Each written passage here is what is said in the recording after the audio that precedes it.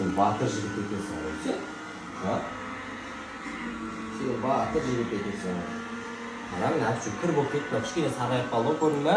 Әпшу кір болып кетті. Еще ана жақта әпшумен маса кіріп кетті ғой сенің. Ана Руслан? Масадан қорқасың ба? Сен қорықпайсың ба? Қорықпаймын деді ол. О, азынау сүйеу машинаң ба? Бірол кетті.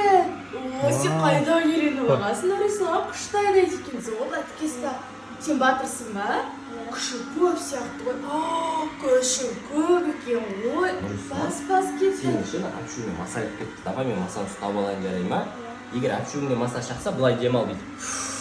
Бірақ қимылдамай жат, хорошо? Сен қимылдасаң маса білесің ғой, тез ұшып кетеді. Ол ұшып кетсе, мен оны ұстай алмай қалам. Ол ұшып кетсе, сен 2 рет, 3 рет шағып алуың мүмкін тестік па?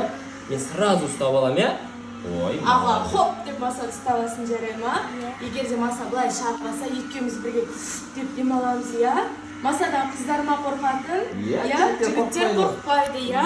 Жігіттер деген маса шағыласа деп демалып жата береді, я? Жігітсің ғой сен, я? Конечно, батыр ғой. Аяғына маса жасап тұрайыншы қайне? Қолынан ұстап бірге айдай қойыңыздар.